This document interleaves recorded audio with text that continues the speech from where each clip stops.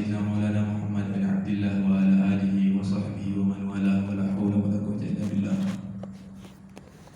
Alhamdulillah, malam hari ini kita dapat berkumpul di tempat ini dalam rangka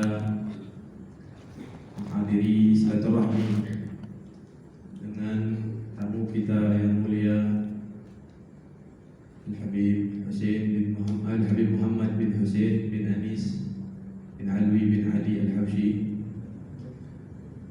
Semoga dengan hadirnya salah satu cucu Al-Imam Al-Habsyi di tempat kita menjadi penyebab kita disambungkan dengan Al-Habib Al-Habsyi. Amin. Yang pertama-tama tidak bisa kami sebutkan satu persatu, namun di sini ada Sayyidi wa Sanadi wa Syekhi Qudwatul Ruhi Al-Habib Abdul Aziz bin Zaid bin Aqil. Begitu juga Syekhul Al-Muaddib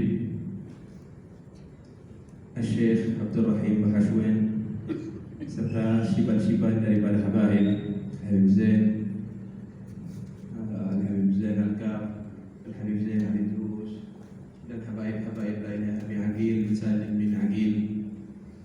Dengan para sesepuh habaib lainnya kita doakan sesepuh para habaib agar dipanjangkan umurnya oleh Allah Subhanahu wa taala dan tidak dijadikan kita mendapatkan keberkahan, terhalang keberkahan dari mereka semua. Amin ya rabbal alamin. Dan begitu juga salam takdim kepada segenap tamu undangan, para sayyid, para syaraif yang sama-sama kita muliakan dan hormati.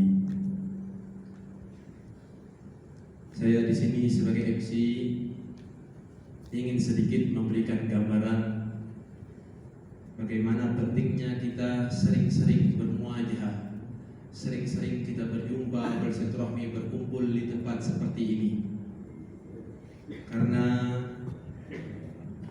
ini semua adalah cara kita bisa saling mengingatkan dan saling menguatkan.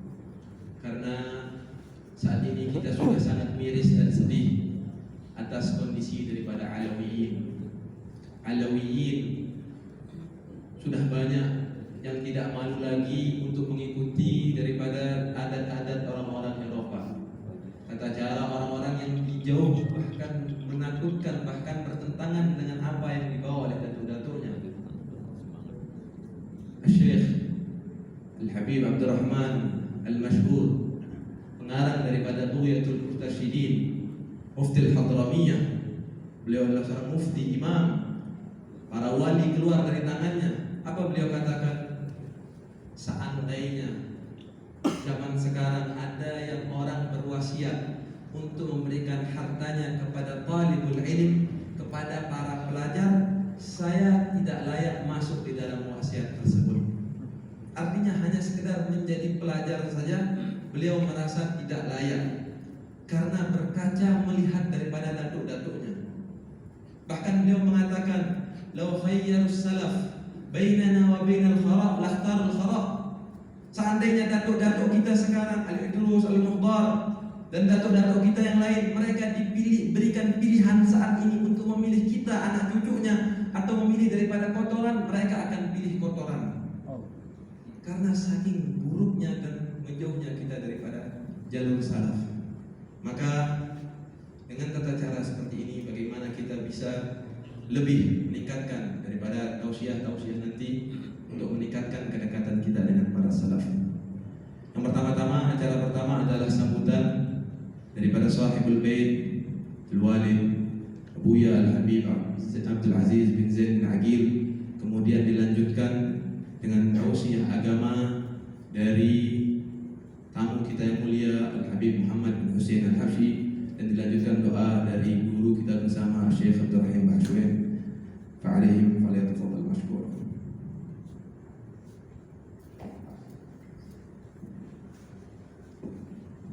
Bismillahirrahmanirrahim. Assalamualaikum warahmatullahi wabarakatuh. Alhamdulillah, wassalatu wassalamu ala sayyidina Muhammadir Rasulillah wa ala alihi wa sahbihi wa mawalah, amma ba'd. Yang kami muliakan para habaib, para alim ulama,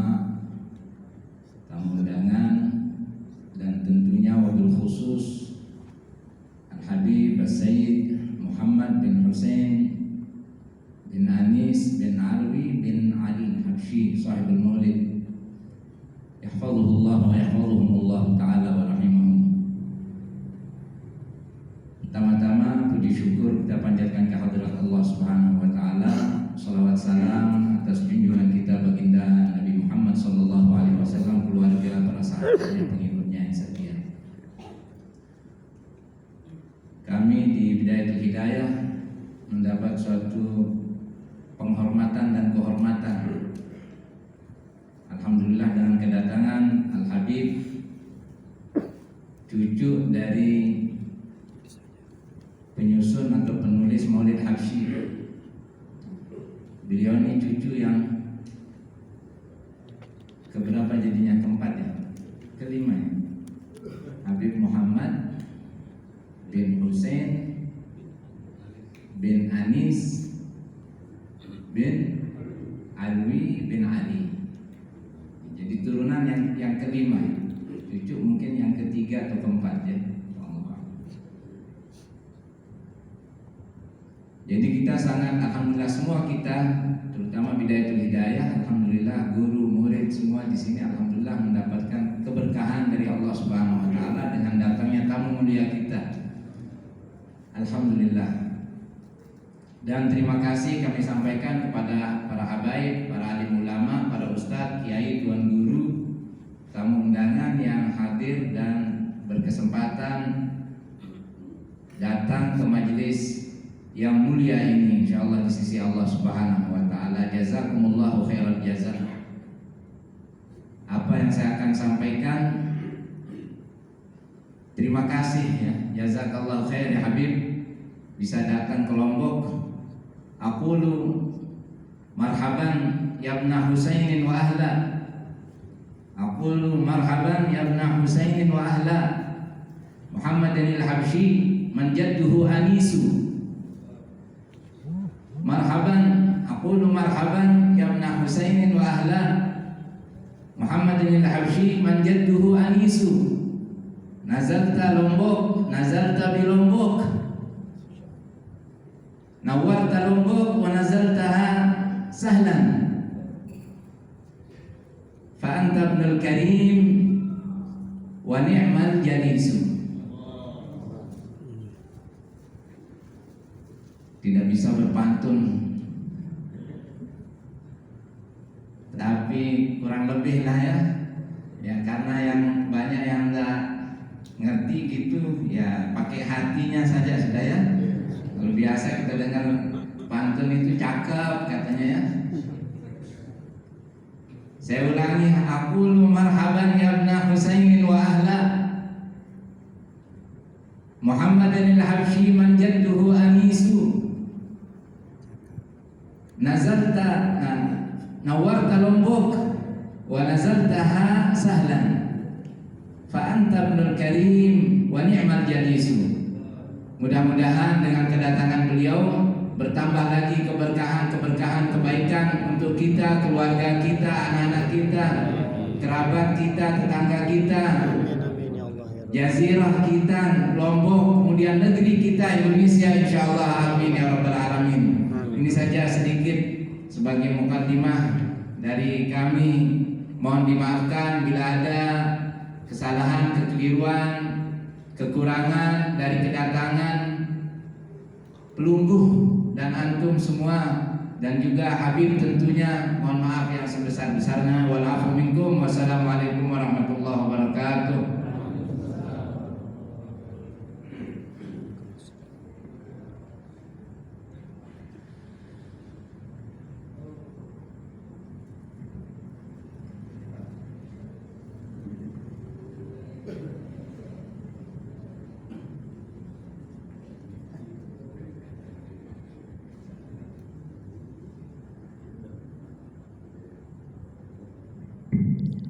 Bismillahirrahmanirrahim. Alhamdulillahi rabbil alamin. Allahumma salli wa sallim ala sayyidina Muhammadin miftahi babi rahmatillah عدد ما في علم الله صلاة وسلاما دائمين بدوام ملك الله وعلى آله وصحبه ومن والاه ومن تبع سنته واقتدى بهداه إلى يوم لقاء الله. أما بعد. السلام عليكم ورحمة الله وبركاته. Waalaikumsalam warahmatullahi wabarakatuh. Kami hormati, kami muliakan orang tua kita semuanya, guru kita semuanya, Habib Abdul Aziz Zain bin Akil, dan juga para habaib yang lainnya yang hadir. Ada Habib Abdullah Sekaf, Habib Zain Al-Kaf, Habib Zain Al-Idrus, dan juga Ami Abdul Rahim Haswan, Ami Abdul Rahman Ba'ashir, Akhir Habib Quraisy, dan semua hadirin yang hadir pada malam hari ini. Semoga Allah Ta'ala berkahi kita semuanya. Amin amin ya Allah Allah. Ta'ala kabulkan di antara kita yang punya hajat, insya Allah hajatnya kabul. Amin. Berikan keberkahan kepada kita semuanya. Amin ya Rabbal Alamin. Hadirin yang dimuliakan Allah Ta'ala, manusia di zaman sekarang ini bisa dikatakan problemnya itu dua. Yang pertama, nggak belajar. Yang kedua, salah belajar. Kalau orang nggak belajar itu insya Allah dosisnya masih ringan itu. Yang repot kalau sudah salah belajar. Oleh karena itu, kalau kita lihat dari dulu tarbiyah yang diajarkan oleh kaum salihin as-salafun as-salih itu untuk pendidikan generasi, menyiapkan generasi berikutnya, itu pendidikannya itu luar biasa. Salah satu ulama ba'du ahli haqiqah, beliau pernah mengatakan kepada kita, kenapa kok ketika Sayyidatuna Fatimah Zahra itu kan beliau kerja itu sampai tangannya itu kan kasar, padahal itu putrinya Nabi. Sedangkan Nabi Rasulullah itu, masya Allah, Nabi itu kalau dapat harta ghanimah itu banyaknya luar biasa. Itu pernah, tapi sama Nabi tidak pernah disimpan, selalu dibagi. Jadi Nabi itu kalau punya uang belum dibagi, Nabi bingung. Kalau kita mirip, kalau nggak punya uang kita bingung ya. Nabi ada uang belum dibagi, Nabi bingung. Kalau kita nggak ada uang, kita bingung. Nah ini waktu itu Siti Fatimah Zahra itu minta dikasih budak. Senang dulu, minta sama ayahmu, minta budak buat bantuin kamu kerja. Siti Fatimah malu, saya malu minta, nggak apa-apa, minta aja. Datang kemudian minta. Maka ketika itu nggak dikasih sama Rasulullah, nggak dikasih sama Rasulullah SAW. Tapi nggak ahlus sufah dulu yang diutamakan. Ada Siti Fatimah pulang malam harinya Nabi Muhammad datang, Nabi ngajarin kalau mau tidur dan dalam riwayat baca Subhanallah 33, Alhamdulillah 33, Allah Akbar 34. Ada beberapa riwayat. Dan yang mau kita garis bawahi, ada seorang ba'du ahli haqiqah beliau mengatakan, kenapa kok Nabi nggak ngasih budak untuk Siti Fatimah? Apa rahasia di balik itu semuanya? Dikatakan karena memang Rasulullah SAW pengen Sayyidina Hasan dan Husain itu didikannya langsung dari Siti Fatimah, tidak kecampuran tangan lain. Jadi nggak ada tangan lain, tapi itu langsung didikannya Siti Fatimah, sehingga zautnya, cita rasanya itu sama, caranya itu sama. Karena ada orang, mohon maaf, tiap orang punya manhaj, tiap orang punya metode, tapi yang punya zauk, cita rasa yang sama itu sedikit. Makanya Habib Ali bin Muhammad Hafidh Al-Qasidi mengatakan waj'alil ilma muqtadana bihukmi dzauqi fi fahmi sirri ma'nal ma'iyyah. Jadikan ilmu itu sebagai panutan kami, tapi ilmu yang di situ mengandung zauk, cita rasa. Dan kita kalau kita pelajari kehidupannya salafun saleh, masya Allah mereka itu adalah orang yang betul-betul punya zauq, punya cita rasa yang tinggi, baik dalam ibadahnya, baik di dalam dakwahnya, baik di dalam mendidik anak dan lain sebagainya.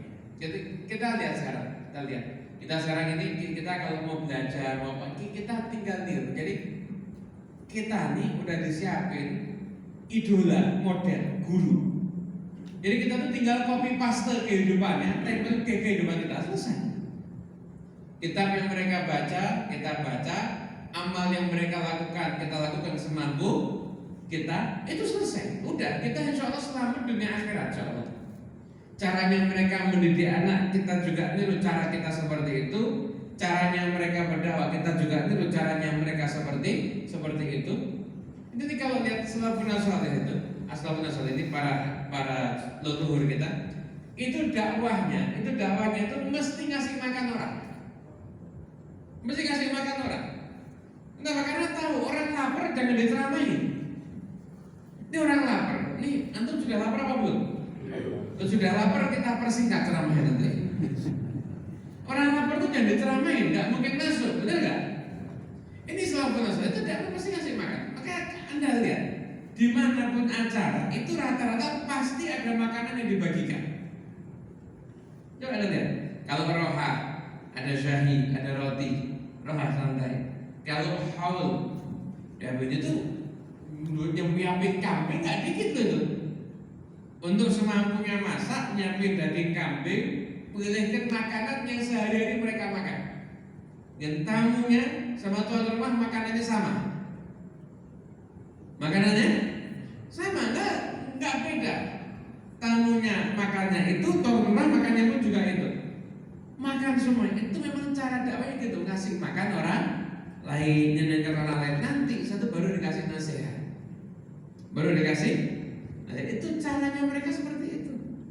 Sehingga maaf, orang kalau sudah kenal betul dengan jalannya thariqah salaf kita, itu nggak ada yang mau keluar karena nyaman.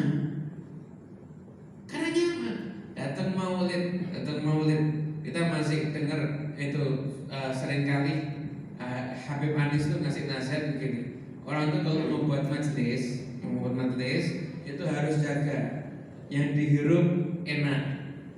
Biasanya kalau itu apa? Bakar garu ya. Garu itu mahal itu. Bakar garu yang dihirup itu harus enak. Yang dipandang enak wajahnya rapi, penampilannya rapi. Setelah itu yang didengar juga harus enak. Sound systemnya diperbagus. Yang qasidah pilihkan yang suaranya enak. Gak pernah ada tuh majelisnya salafun saleh orang fals suruh qasidah, gak ada. Orang fals kalau qasidah yang dengerin bisa mules nanti. Itu memang jalan dakwah mereka itu seperti itu.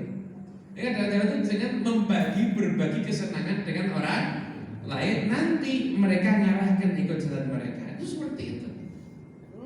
Menjaman dari dulu, dari generasi sampai ke generasi. Dari Sayyidina Ahmad bin Isa al-Muhajir. Dan Ahmad bin Isa al-Muhajir dari Basrah beliau hijrah. Awal beliau ke Mekah. Ketika itu di Mekah itu tawaf nggak ada yang nyoba Hajar Aswad. Karena Hajar Aswadnya dicuri sama sekte Qaramithah. Dan berarti ketika itu dicuri selama sekian tahun waktu itu. Kalau orang hidup di zaman itu pasti nganggapnya ini udah mau kiamat ini. Padahal padahal itu udah 1000 tahun yang lalu tuh kurang lebih. Nah, itu setelah itu kami ke Madinah, setelah itu akhirnya langkah kaki mengajak mereka ke Hadramut. Lewat satu tempat sampailah di Madinah, kemudian mereka ke Hadramut. Tentunya itu sudah pakai istikharah. Jadi mereka tuh mau keluar dari Basrah itu ya nggak sembarangan, hijrah ke Hadramut juga nggak sembarangan. Itu Sayyidina Ahmad bin Isa al-Muhajir itu dulu, beliau itu dulu kalau di sana itu dimuliakan luar biasa. Bahkan kalau mandi itu khodimnya itu bejananya untuk bawa anduk itu dari emas. Karena saking kehidupannya sangat amat kaya. Saudara itu namanya Muhammad bin Isa, itu jadi termasuk orang penting di sana. Termasuk Malik atau Sultan di wilayah itu. Ahmad bin Isa yang memilih untuk udah saya mau hijrah, nggak tinggal lagi di Basrah. Karena itu ada beberapa macam fitnah, fitnah yang mengganggu keamanan, juga fitnah yang mengganggu urusan akidah ketika itu. Sampai tinggal dari Hadramut. Hadramut apa yang mereka lakukan? Hadramut waktu itu banyak sekali itu sempalan Khawarij. Sempalan Khawarij. Ini mereka berdakwah, kasih uang, kasih ini bagi, sampai akhirnya Hadramut sampai sekarang madhabnya mengikuti madhabnya Imam Syafi'i yang bawa Sayyidina Ahmad bin Isa al-Muhajir. Tasawufnya ngikutin tasawufnya Imam Al-Ghazali yang bawa Sayyidina Ahmad bin Isa al-Muhajir. Sampai ketika itu zaman putra beliau Sayyidina Ubaidillah bin Ahmad bin Isa al-Muhajir, itu pernah orang-orang di Yaman itu pernah meragukan nasabnya. Betul cucu Nabi apa enggak ini? Akhirnya Sayyidina Ubaidillah bin Ahmad itu kemudian ke Mekah haji, disaksikan sama ulama-ulama Basra, datang ulama-ulama Hadramut. Ketika itu suruh bersaksi, saya betul nggak saya cucunya Nabi? 100 ulama dari Basra bersaksi kalau betul cucunya Nabi. Bahkan ikrar dengan tanda tangan. Kemudian selanjutnya dibawa sampai ada di Hadramut kalau memang Sayyidina Ahmad bin Isa al-Muhajir dan keturunannya itu adalah betul-betul cucunya Rasulullah SAW. Ketika itu terus generasi sampai ke generasi awalnya tinggal di Husaisah, kemudian yang pertama kali pindah ke Tarim itu Sayyidina Ali bin Alwi Khalid Qasam. Kenapa kok yang dipilih Tarim? Tarim itu dapat gelar Baldatus Siddiq, baldah kota. As-Siddiq mudhaf ilaih, kotanya As-Siddiq, Sayyidina Abu Bakar As-Siddiq. Dulu ketika meninggalnya Nabi Muhammad SAW itu semua murtad. Hampir tiap wilayah ada yang murtad, kecuali mana? Mekah nggak ada yang murtad, Madinah nggak ada yang murtad, suku Thaqif nggak ada yang murtad. Pada suku Thaqif itu masuk Islamnya terakhir. Masuk Islamnya itu terakhir. Cuma dapat doanya Nabi. Kapan suku Thaqif dapat doanya Nabi? Ketika Nabi mau dakwah ke Taif dilempari sama mereka. Maka Nabi doakan semoga dari anak cucu mereka di surga mereka akan datang orang-orang yang membela agama ini, membawa agama ini. Hasilnya apa? Ketika semua murtad, Thaqif ini masuk Islam yang terakhir setelah Fathu Makkah setahun baru mereka masuk Islam. Pada mereka itu baru masuk Islam kurang lebih setahun sebelum wafatnya Rasulullah. Itu yang nggak murtad, malah bertahan dengan imannya. Termasuk juga yang nggak ada yang murtad yaitu kota Tarim. Sudah bahkan kirim putusan ke sana. Kemudian sampai di sana dilihat warganya semua yang memeluk Islam dan tidak ada yang nggak ada yang murtad. Kemudian selanjutnya dapat dari Sayyidina Abu Bakar Siddiq, semoga kotanya makmur sampai yaumul qiyamah.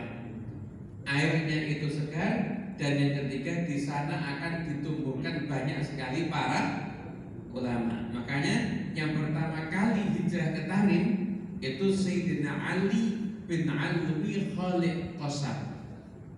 Jadi beliau itu yang pindah ke Tarim, bahkan ketika bangun Masjid Ba'alawi itu langsung bawa tanahnya dari Benjuan, tempatnya beliau tinggal. Nah, biar betul-betul halal. Bangunan dari Masjid Ba'alawi sampai pertama kali beliau dimakamkan ada di Zambal. Sayyidina Ali bin Alwi Khalid Qasam itu beliau dapat kelebihan dari Allah Ta'ala. Itu beliau kalau sholat itu kalau mengucapkan tasyahud assalamu alayka ayyuhan nabi wa rahmatullahi wa barakatuh, itu dapat jawaban langsung dari Nabi Muhammad. Wa alaikassalam ya Syekh. Kalau beliau baca belum dijawab sama Nabi, diulang lagi. Assalamu alayka ayyuhan nabi wa rahmatullahi wa barakatuh. Belum dijawab. Assalamu alayka ayyuhan nabi wa rahmatullahi wa barakatuh. Sampai Nabi jawab baru dan assalamu alayna wa ala ibadillah musallim. Dan itu didengar sama semua makmumnya, sehingga masyhur. Cuma karena waktu itu kan tidak ada medsos, tidak ada yang nyuting, tidak ada yang memviralkan, sehingga itu dari mulut ke Dan masyhur itu, kisahnya masyhur. Lalu saudara itu banyak, mereka semua tinggal di Tarim. Ada hijrah ke Oman, Sayyidina Muhammad Sahib Mirbad, sampai muncullah Sayyidina Baqi Al-Muqaddam. Baqi Al-Muqaddam ketika itu Ahlul Bait misi kemana-mana bawa pedang karena untuk jaga-jaga, takut kalau situasi nggak aman. Sayyidina Baqi Al-Muqaddam memutuskan dakwah nggak boleh pakai pedang, sehingga beliau kemudian ada gerakan kasrus saif, mematahkan pedang. Bukan berarti terus jadi pengecut atau dia melawan kezaliman, enggak, melawan kezaliman jalan terus. Tapi simbol dakwahnya itu bukan kemana-mana membawa apa? Pedang. Beliau ingin simbol dakwahnya itu adalah dengan sikap rahmat, dengan sikap terus. Ini generasi dari generasi ke generasi, baik itu dari kalangan habaib, dari kalangan masyayikh, termasuk Syekh Sa'id bin Isa Al-Amudi. Itu beliau termasuk masyayikh yang Thariqah Alawiyah. Kemudian Syekh Abdullah Basaudan, Syekh Abdullah bin Sa'ad bin Sumir, itu termasuk masyayikh daripada Thariqah Alawiyah, yang mana guru para habaib itu ya para masyayikh itu, sehingga disebut para masyayikh. Kenapa? Karena mereka merupakan para guru. Ini berjalan satu soft. Para habaib, para masyayikh berjalan satu soft, saling menghormati, saling memuliakan. Yang punya ilmu dihormati karena ilmunya, yang nasab mulia dihormati karena nasabnya.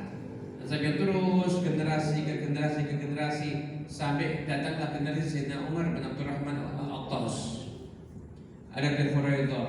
Datanglah generasi yang masyhur Syekh Habib Abdullah bin Alawi Al-Haddad. Sampai ketika di masa itu sudah banyak sebagian dakwah ke India, sudah banyak juga dakwah sampai ke wilayah Nusantara.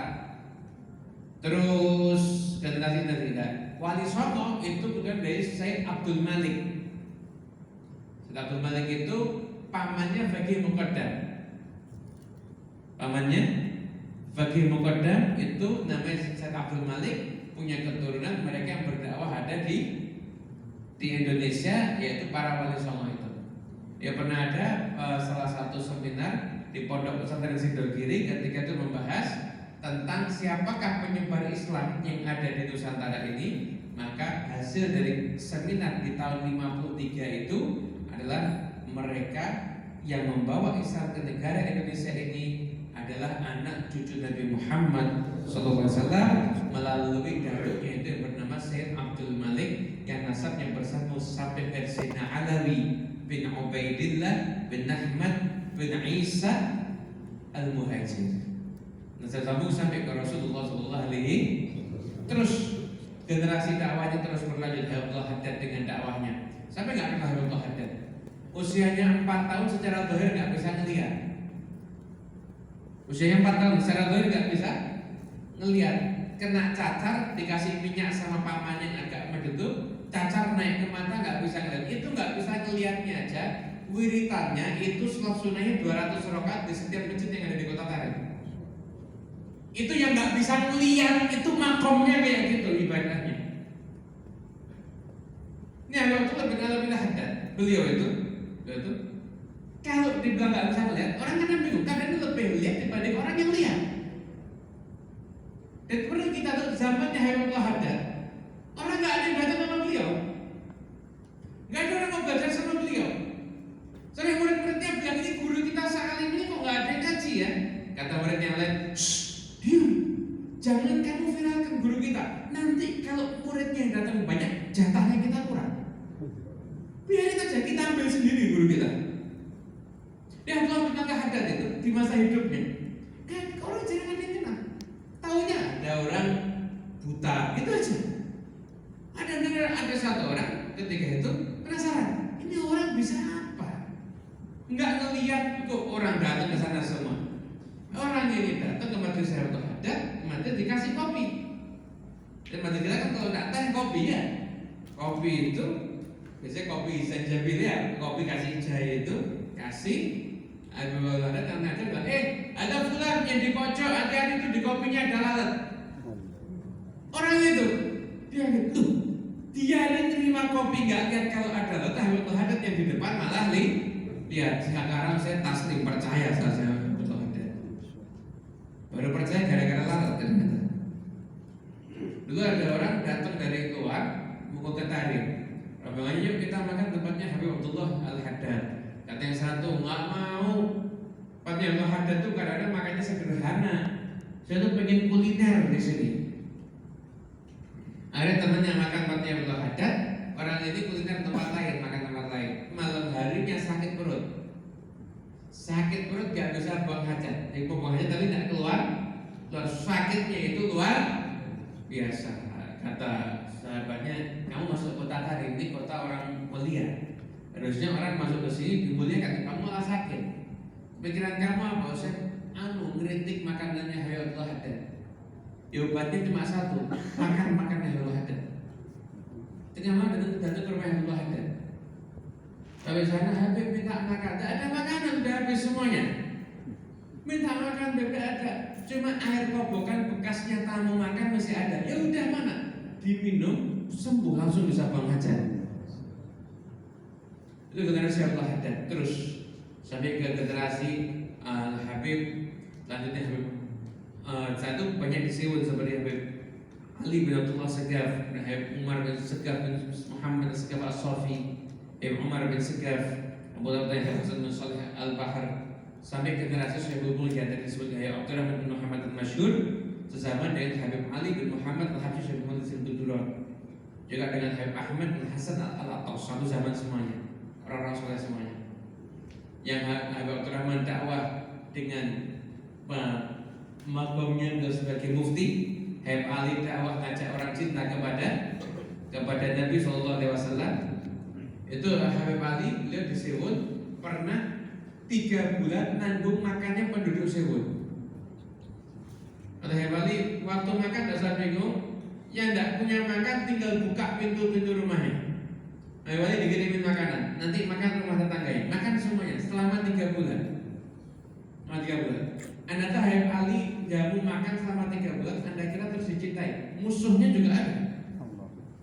Habib Ali itu buat maulid setiap Kamis akhir Rabiul Awal. Yang datang banyak sampai puluhan ribu. Datang orang kepada Sultan suruh nyetop. Kenapa? Bisa kudeta itu lama-lama. Sultan mikir ya tentaranya dia berapa? Habib Ali buat maulid 30.000, 40.000 yang hadir. Bingung ini Sultan. Akhirnya karena fitnah itu maulidnya Habib Ali di stop. Yang nyetop siapa? Ya orang yang ulama juga. Di stop kata Habib Ali, sami'na wa ata'na. Selesai. Jadi kalau ada di antara para habaib mungkin ketika kemarin Covid nggak buat majlis, itu memang salaf kadang-kadang seperti itu caranya, betul begitu. Jadi mereka kalau dilarang pemerintah, ya mereka toh. Ini Habib Ali kalau mau kudeta gampang apa enggak? Gampang 30.000 dia hadir, rela mati semua demi beliau. Kalau Ali bilang ini sultannya kurang ajar, malah saya di stop. Itu sultan sama tentaranya bisa dibunuh semua. Udah pindah tempat lain, buat ditarik, buat di tempat lain, sampai kirim surat di Indonesia. Akhirnya terus sampai sekarang, sampai akhir Rabiul Awal, mulainya di Kuitang, Jakarta. Itu karena perintah Habib Ali bin Muhammad Al-Habsyi ketika maulidnya di stop. Di posisi sekarang itu ada di Habib Ali bin Muhammad Al-Habsyi. Setelah itu terjadi masa syu'u'i, masa komunis. Masa komunis. Saya sempat meneliti waktu itu kok bisa masuk waktu itu komunis. Itu yang terjadi. Dan yang terjadi di tempat di kota di mana tinggal orang soleh, ya warga kotanya itu yang jadi komunis. Dari komunis tiba-tiba yang paling dimusuhi itu ketika itu para habib dan para masyayikh yang paling dimusuhi. Semua orang yang jalannya ngikutin jalannya salaf. Ada yang dibunuh, ada yang diseret pakai mobil, diseret kakinya tiga di mobil, mobilnya jalan diseret. Terjadi seperti itu. Ada yang dipukulin, ada yang itu Habib Abu Bakar At-Tas Al-Habsyi, Habib Abdul Qadir bin Ahmad, Habib Ahmad bin Al-Haddad itu hijrah semua dari Hadramaut karena mau dibunuh. Habib At-Tas Habsyi itu namanya kan Abu Bakar At-Tas Al-Habsyi. Beliau udah naik pesawat mau ke Jeddah. Yang mau bunuh datang masuk pesawat. Kemudian tanya, Atos Habsyi mana? Di paspor nggak ada, namanya cuma Abu Bakar Al-Habsyi. Kan mainnya Atos Habsyi. Atos Habsyi mana? Nggak ada.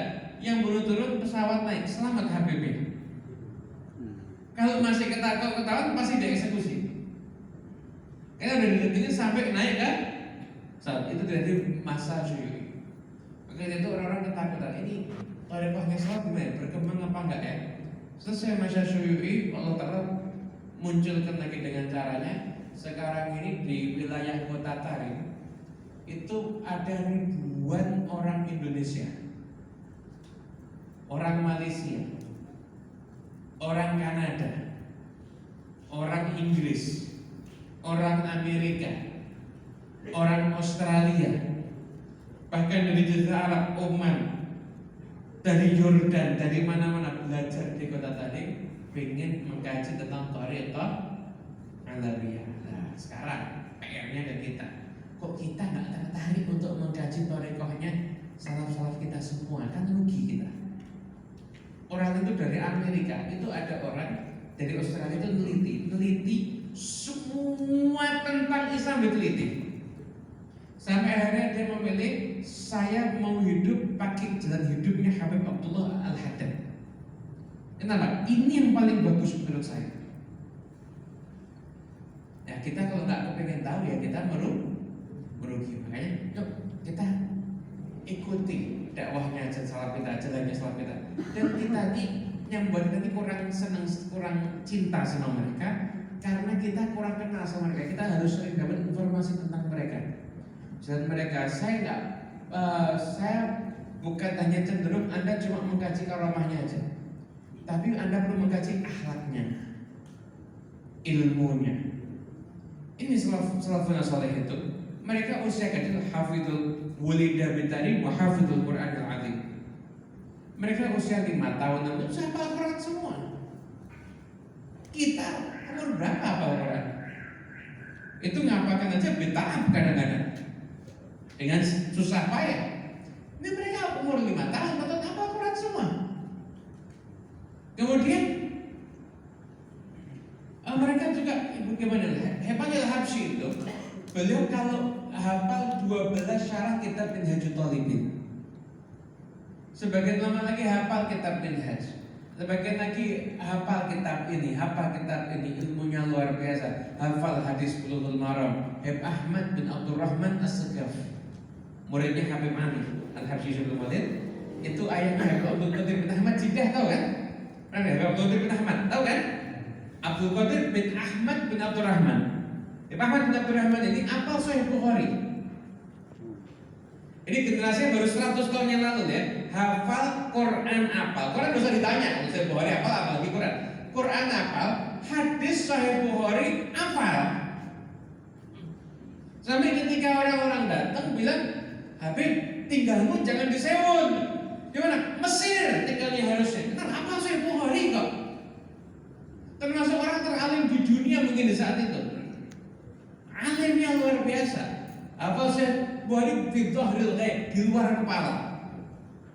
Beserta maknanya, syarahnya, penjelasannya. Ahmad bin Abdurrahman As-Sagaf. Ini ilmu-ilmu mereka itu luar biasa. Kalam-kalam mereka ada, cuma mesti dalam bahasa Arab. Maka yang bisa bahasa Arab bacakan, yang belum bisa bahasa Arab bacakan nasihatnya mereka. Saya dari hati semuanya.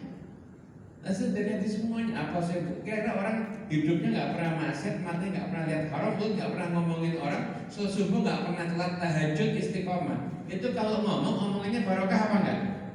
Barokah. Maka ada dulu astagfirullah itu seperti itu, sehingga mereka ketika dakwah masuk ke Indonesia dicintai mereka. Muhammad bin Idris Al-Habsyi itu setiap waktu keliling. Itu Muhammad bin Idris bawa tukang masak, bawa yang gambus, bawa bagian cerita lucu kayak stand up comedy. Nanti sampai sana orang diajak makan, kasih gambus satu baru diceramain.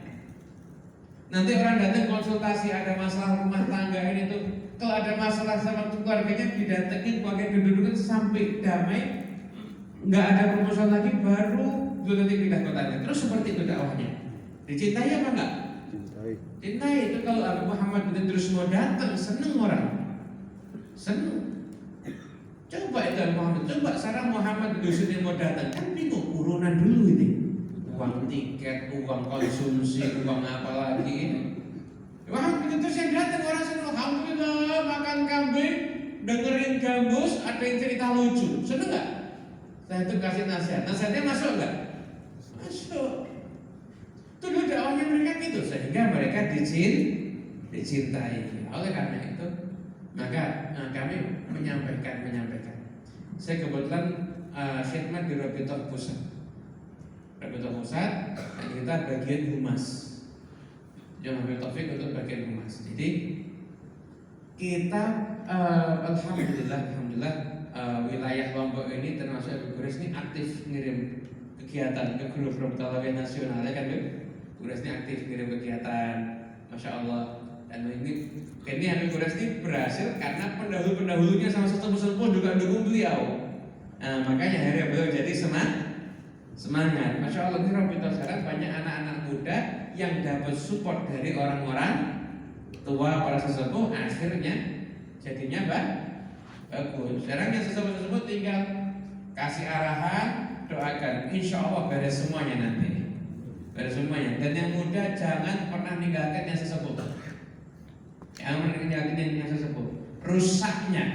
Rusaknya sebagian wilayah itu ketika Alawiyin yang muda udah nggak ada koordinasi sama yang tua, nggak datang ke majelisnya yang tua, nggak dengerin nasihatnya yang tua, nggak deket sama yang tua, yang muda buat jalan sendiri, kacau. Itu kekacauan sekarang gara-gara itu. Dan siapapun yang sudah bernasab mulia, tolong jangan permalukan nasab ini. Maaf ya, maaf. Kalau ada anaknya RT telanjang di pantai, ada yang ngurusin? Masuk berita nggak? Nggak masuk, anaknya RT kok. Masuk berita nggak? Enggak. Anaknya gubernur masuk berita nggak? Headline news, berita utama, betul nggak? Betul juga. Antum ini kalau punya nasab mulia, kalau salah sedikit semuanya kena nanti. Jadi kalau antum itu maaf, naudzubillah min dzalik, ada orang marganya, saya kasih marga yang anggap yang udah nggak ada sekarang dah. Marga kan ada Assegar, misalkan ada marga Assegar. Dan cari contoh nggak mungkin ada Assegar misalkan. Tiba-tiba mabuk. Yang dibawa dianya aja yang mabuk atau marganya juga dianggap pemabuk? Pemabuk. Makanya kita sudah punya nasab mulia, hati-hati. Bicara Anda, ucapan Anda, perbuatan Anda, isi ceramah Anda, itu semuanya dinilai sama orang lain. Apalagi sekarang ini ada upaya tertentu untuk mendiskreditkan para ulama dan juga para habaib. Jangankan kok anda bicaranya benar, tapi gaya penyampaian Anda itu mungkin gayanya arogan, gayanya angkuh, jadinya jelek. Dan saya perlu menyampaikan, Alawiyin kehilangan style tawadhu. Alawiyin udah jarang yang punya gaya tawadhu. Jarang yang punya gaya menundukkan kepala, gayanya mendangakkan kepala semuanya. Dan ini bukan ajaran datuk kita Nabi Muhammad. Rasulullah SAW, beliau Fathu Makkah, kemenangan Nabi itu yang paling top itu Fathu Makkah. Semua kemenangan Nabi paling hebat itu Fathu Makkah. Perang Badar, perang Uhud, semua kalah sama Fathu Makkah. Itu Nabi ketika Fathu Makkah, masuk ke kota Makkah, itu semua orang yang ngelempari beliau, musuh beliau, ganggu anak beliau, bunuh sahabat beliau. Itu semua yang beliau kalahkan orang yang jahat sama beliau semua. Itu Nabi Muhammad nunduk sampai jenggotnya hampir kena ke untanya. Nunduk terus. Di kitab Subul Huda war Rasyad dijelaskan kenapa Nabi Muhammad masuk ketika Fathu Makkah, saatnya orang menang itu kan kepala terangkat tinggi, benar nggak? Karena kalau lihat itu tim-tim yang menang juara itu kan nanti kampanye bawa piala, ada nggak yang nunduk? Nah, ada, semuanya bangga ya kan? Nabi Muhammad langsung nunduk. Kenapa? Karena Nabi tahu yang ngasih kemenangan Allah. Kalau kemenangan mau abadi harus selalu ingat sama Allah, maka beliau langsung nunduk. Kejayaan itu yang ngasih Allah. Tapi kalau kamu menyombongkan kejayaan yang kamu dapatkan, kejayaan itu bisa diangkat sama Allah, diganti dengan kehinaan. Nabi Muhammad enggak, semakin berjaya beliau semakin tawadhu. Itulah Rasulullah SAW. Maka kita pun juga sama, ayo tawadhu, biasakan tawadhu ini jadi ciri kita.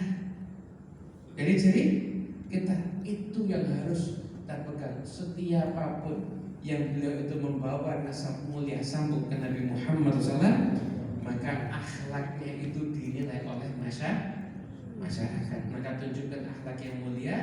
Jangan sampai akhirnya ada ungkapan yang mencederai semuanya. Ada cucu Nabi nggak benar, orang ngomong, cucu Nabi kok begitu. Bukan pribadinya dia yang diserang, tapi apa? Semua cucu Nabi. Semua cucu Nabi kena semuanya. Betul nggak? Oleh karena itu jaga. Apapun juga kita kalau mau upload di medsos, hati-hati. Keluarga perempuan kita pun juga hati-hati. Masa nggak ada rasa malu joget di TikTok? Kalau orang lain aja udah hilang rasa malu, apalagi ini cucu dari seorang wanita yang ketika dimakamkan minta di malam hari, minta dibuatkan keranda karena malu lekuk tubuhnya takut kelihatan. Bayangin betapa sedihnya beliau kalau lihat cucunya ternyata udah joget di TikTok, HP taruh di depan, semua orang bisa lihat, laki bisa lihat, joget di TikTok. Kira-kira sakit hati seperti apa? Itu yuk jaga diri kita, hati-hati postingan kita di medsos, hati-hati ucapan kita di medsos, bahasa yang kita gunakan, gaya yang kita tunjukkan, itu semuanya jangan sampai menjadikan nasab yang mulia melekat dalam diri kita, itu akhirnya menjadi sasaran tembak orang lain. Mungkin yang bisa kita sampaikan, saya mohon maaf terlalu lama ini. Tawadna alaikum, Anda terlalu panjang ini bicara di depan untuk semuanya. Mohon maaf, hanya ini bisa kita sampaikan. Wassalamualaikum warahmatullahi wabarakatuh.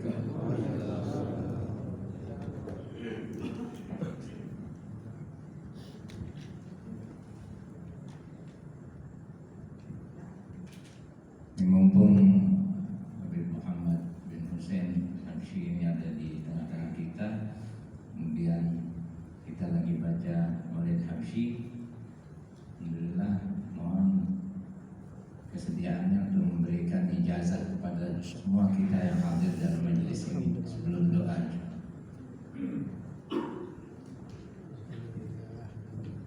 Untuk pembacaan Maulid Sentuduror itu kalau di bulan Rabiul Awal sholawatnya hurufnya ba. Kalau di luar Rabiul Awal sholawatnya hurufnya tof.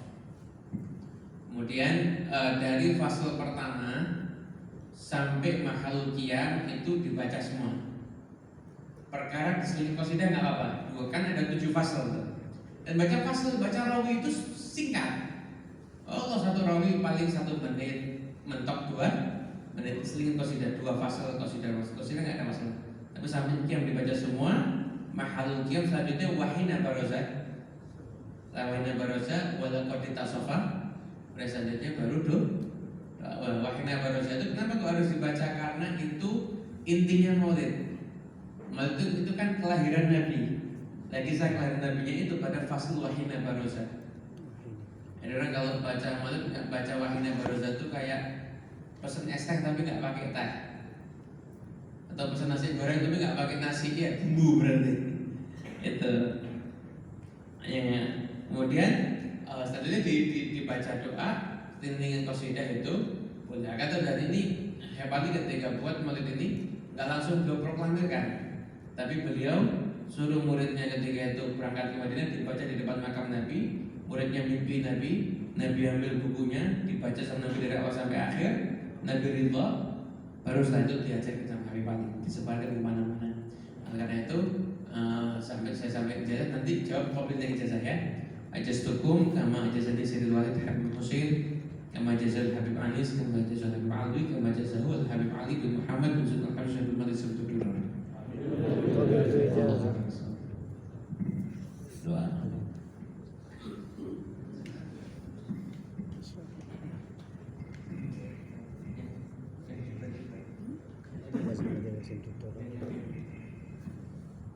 اللهم صل وسلم وبارك عليه وعلى آله. ولما نظم الفكر من درار الأوصاف المحمدية عقودا توجهت إلى الله متوسلا بسيدي وحبيبي محمد صلى الله عليه وسلم أن يجعل سعي فيه مشكورا وفعلي فيه محمودا، وأن يكتب عملي في الأعمال المقبولة وتوجهي في التوجهات الخالصة والصلات الموصولة.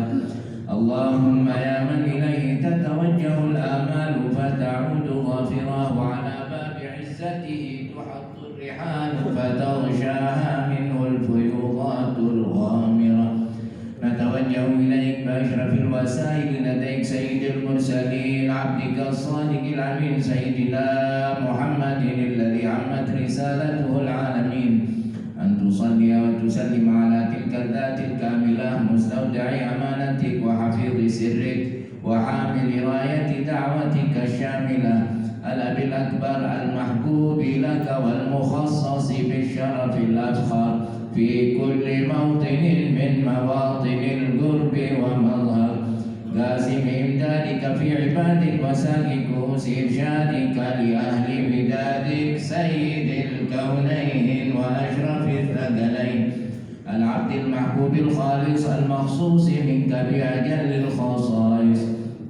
اللهم صل وسلم عليه وعلى آله وأصحابه وأهل حضرة اقترابه من أحبابه.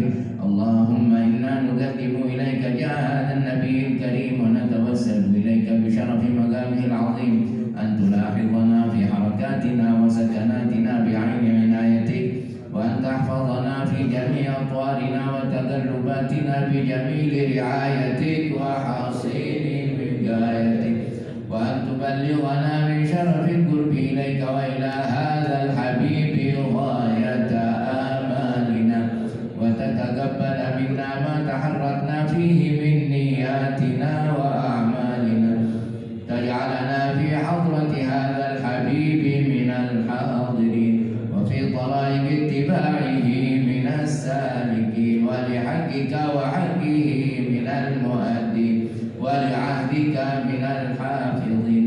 اللهم إنا لنا أطمعا في رحمتك الخاصة فلا تحرمنا، وظنونا جميلة هي وسيلتنا إليك فلا تخيبنا.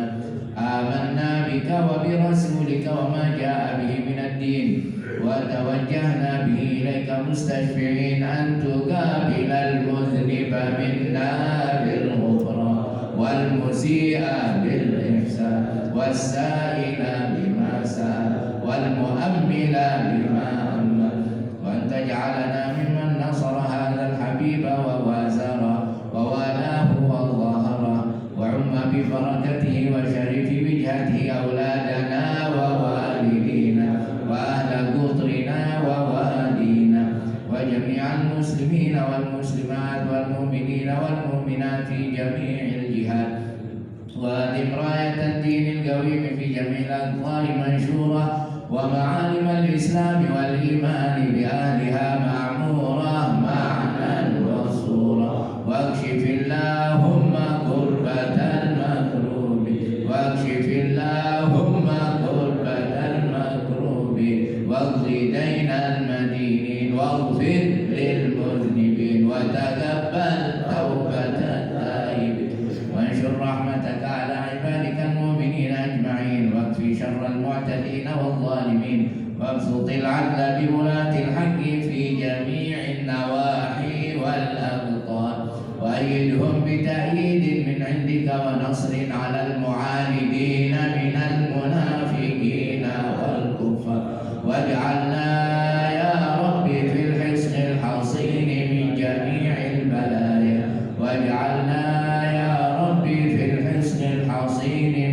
جميع البلايا، واجعلنا يا رب في الحصن الحصين من جميع البلايا، وفي الحرز المكين من الذنوب والخطايا، وأدمنا في العمل بطاعتك والصدق في خدمتك قائمين، وإذا توفيتنا فتوفنا مسلمين مؤمنين، واختم لنا منك بخير أجمعين.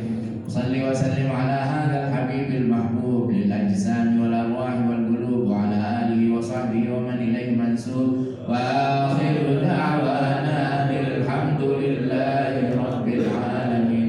سبحان ربك رب العزة عما يصفون، وسلام على المرسلين، والحمد لله رب العالمين. بسر الفاتحة.